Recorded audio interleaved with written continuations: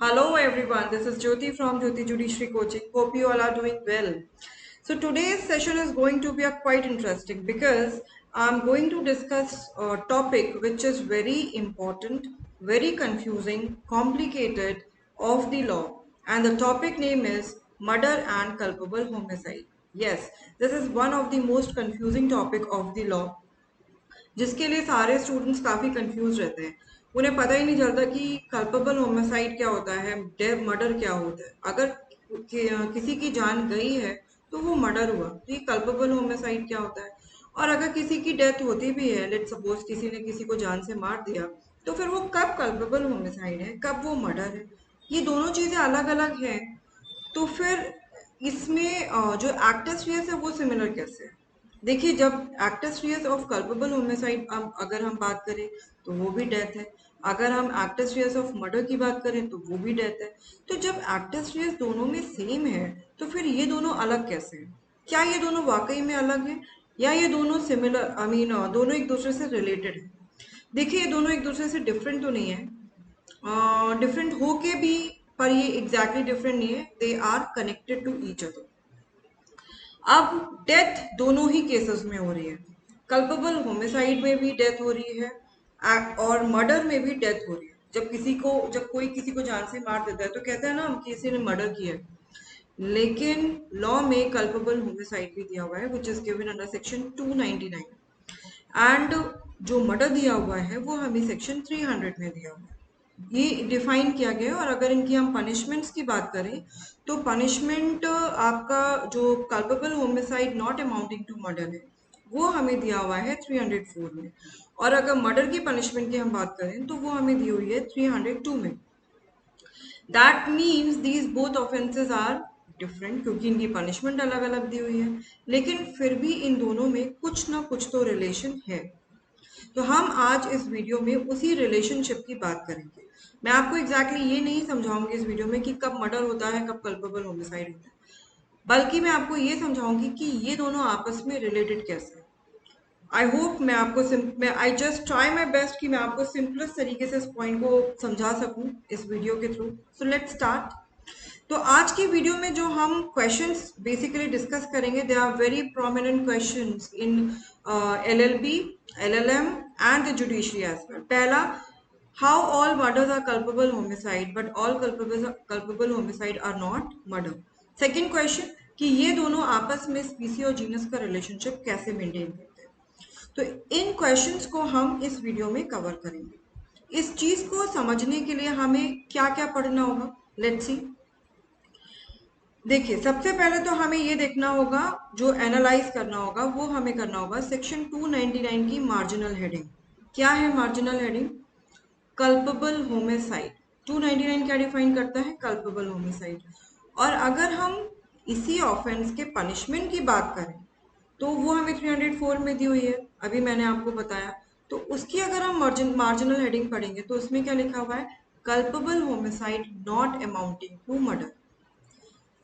Definition दिया हुआ है कल्पेबल होमिसाइड का, पनिशमेंट दिया हुआ है culpable homicide not amounting to murder, है ना। ऐसा क्यों, अभी देखेंगे, आगे देखेंगे, लेट्स सी।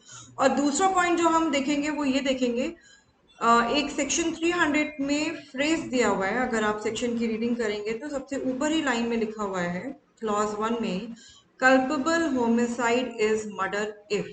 इस फ्रेज को हम एनालाइज करेंगे और उसी से हम इनका जीनस और स्पीसी का रिलेशनशिप को अंडरस्टैंड करेंगे। ठीक है, तो लेट्स स्टार्ट। देखिए, जो पॉइंट नंबर 1 था that is marginal heading of 299 and punishment की जो है मार्जिनल हेडिंग है that is culpable homicide not amounting to murder. देखिए, जब ये चीज दी हुई है that means there is some relation. इन दोनों के बीच में कुछ ना कुछ तो रिलेशन है, क्योंकि आप, और अगर हम और ऑफेंसेस की बात करें तो लाइक जैसे थेफ्ट है, थेफ्ट हमें डिफाइन किया हुआ है 378 में, और इसकी पनिशमेंट जो दी हुई है वो भी हमें थेफ्ट की दी हुई है। अगर हम किडनैपिंग की बात करें तो डिफाइन भी किडनैपिंग है, और पनिशमेंट की बात करें तो पनिशमेंट भी किडनैपिंग की दी हुई है। अगर हम एक्सटॉर्शन की बात करें तो डिफाइन भी एक्सटॉर्शन है, पनिशमेंट भी एक्सटॉर्शन की दी हुई है। तो जब हर ऑफेंस की डेफिनेशन जिस चीज़ की दी गई है उसी ऑफेंस के लिए पनिशमेंट दी गई है, तो फिर सेम चीज़ कल्पेबल होमिसाइड में क्यों नहीं है? Why it is not that definition is given of under section 299 जो दिया हुआ है वो कल्पेबल होमिसाइड का दिया है, तो पनिशमेंट भी कल्पेबल होमिसाइड की देनी चाहिए थी. Why it is culpable homicide not amounting to murder? ये जो not amounting to murder है, that shows that there is some kind of relation between the 299 and section 300.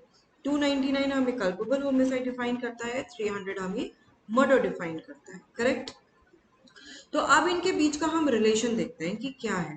देखिए, जब भी 299 का एग्जामिनेशन होगा, देखिए अगर किसी ने किसी को जान से मार दिया, लेट सपोज ए किल्ड बी, ठीक है, तो जब किसी ने किसी को कोई जान से मार देता है और सामने वाले की डेथ हो जाती है, तभी हम सेक्शन 299 और 300 पर आते हैं. लेकिन 300 पर जाने से पहले there is always examination of section 299. Always, every time, make sure. 299 actually में गेटवे है सेक्शन 300 पर जाने के लिए. अगर आप 299 प्रूफ नहीं होता है तो हमें 300 पर जाने की जरूरत है ही नहीं. तो लेट्स सी कि इनका रिलेशनशिप किस तरीके का है. देखिए, अगर 299 को मैंने 3 पार्ट्स में डिवाइड किया है. आप अगर डेफिनेशन 299 की पढ़ेंगे तो इसमें 3 कॉमास में और लगा के लिखा हुआ है. जो पहला पॉइंट है उसको मैंने 1 लिया है, जो सेकंड कॉमा के बाद जो सेकंड पॉइंट है वो 2 है, और जो नेक्स्ट कॉमा के बाद थर्ड है उसको मैंने थर्ड लिया. मैं फिर से एक्सप्लेन कर देती हूँ. जो पॉइंट नंबर 1 है that is intention to cause death. Second point है intention to cause such bodily injury as is likely to cause death. Third point है knowledge of a person that the death of a person will likely to cause. तो ये 3 points को मैंने 1, 2, 3 में लिया. ठीक है. तो अगर मान लीजिए 299 का 1 पॉइंट प्रूव हो गया, let suppose intention to cause death, ये प्रूव हो गया, तो there is automatic examination of section 300 clause 1. ठीक है. अगर 299 क्लॉज 2 प्रूव हो जाता है, लेट सपोज 299 क्लॉज 1 प्रूव नहीं हुआ, तो हम कहाँ आएंगे? 299 क्लॉज 2 पर आएंगे. अगर 299 क्लॉज 2 प्रूव होता है तो there is automatic examination of section 300 clause 2 and clause 3. इन दोनों में से अगर कोई भी एक प्रूव हो गया तो माना जाएगा कि 300 के एलिमेंट प्रूव हो गए. अब अगर 299 क्लॉज 3 प्रूव होता है तो there is automatic examination of section 300 clause 4. तो ये तो मैंने आपको ये बताया है कि कौन सी चीज प्रूव होने पर हम किस चीज का ऑटोमेटिक एग्जामिनेशन करेंगे. ठीक है. 299 1 प्रूव हुआ तो हम 301 पर जाएंगे. 299 2 प्रूव हुआ तो हम 302 और 300 क्लॉज 3 पर जाएंगे.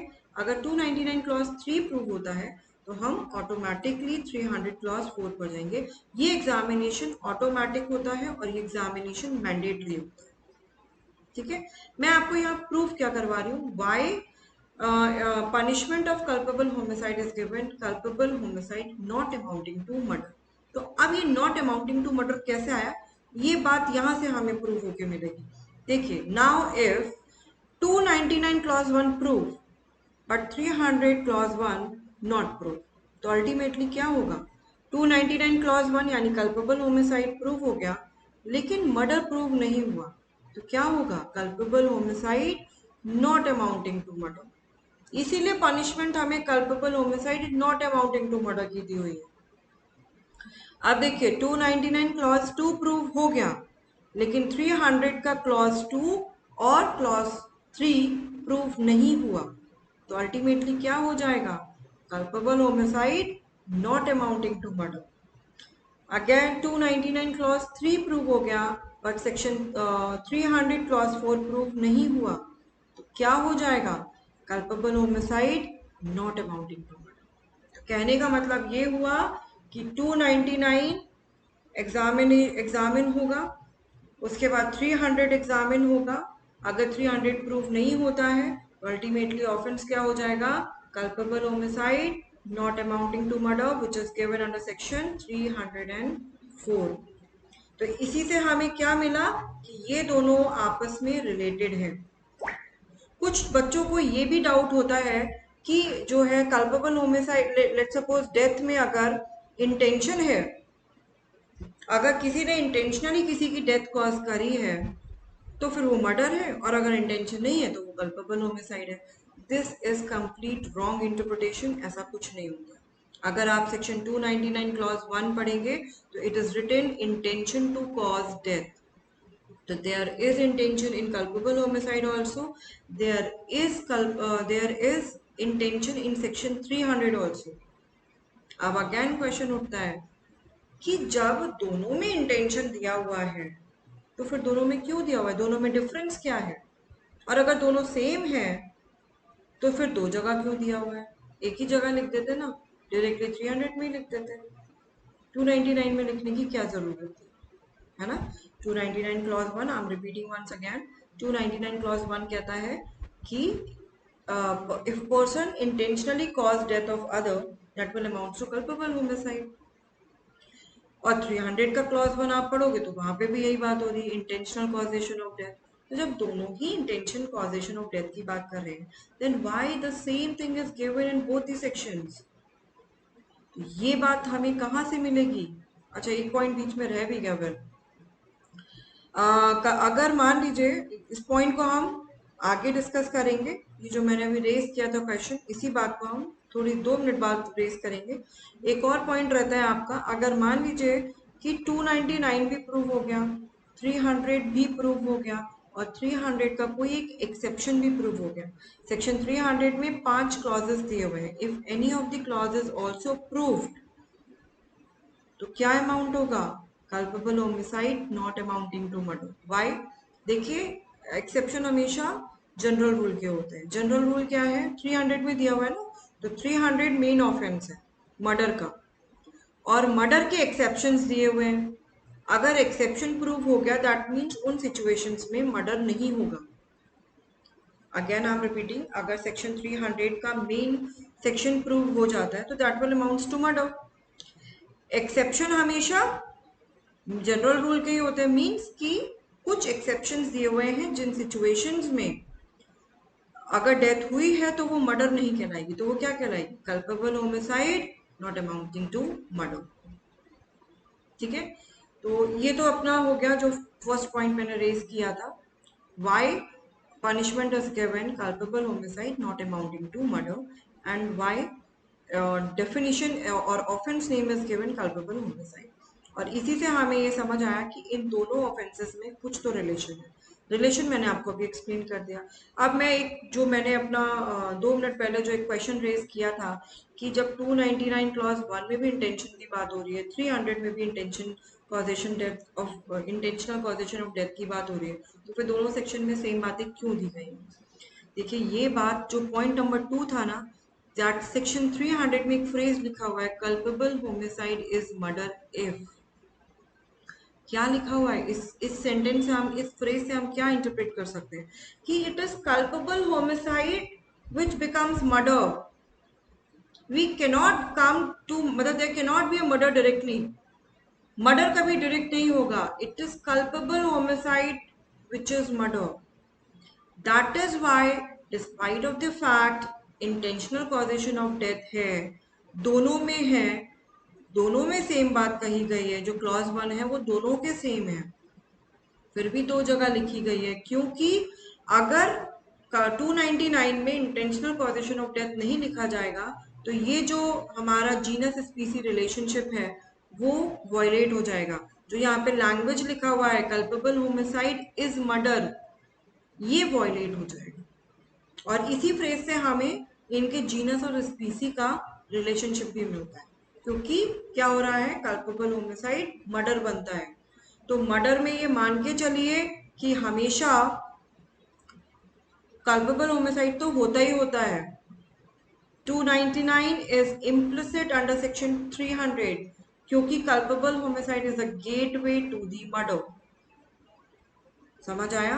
ये देखिए, ये हमारा कल्पेबल होमिसाइड है और ये हमारा मर्डर है। कल्पेबल होमिसाइड क्या है? 299 है। मर्डर क्या है? 299 plus 300 any of the element 1 to 4 जो दिए हुए हैं। एग्जामिनेशन जो मैंने अभी आपको थोड़ी देर पहले बताया वैसा ही होता है। And this is how we can say that culpable homicide is the genus, murder is the species of the culpable homicide. Murder is the aggravated form of the culpable homicide. Murder में लेकिन culpable homicide implicit होता है, अगर 299 prove नहीं हुआ तो murder भी नहीं होगा। तो मैंने बहुत ही I have tried myself to explain this complicated topic in a very simplest way. I hope you get the point which I have tried to explain. Still, if you find any problem, because this I know this topic is quite complicated, you can mention your doubt in the comment section. And if you really like the content of my video, please hit the like button and subscribe my channel. Thank you so much for watching the video.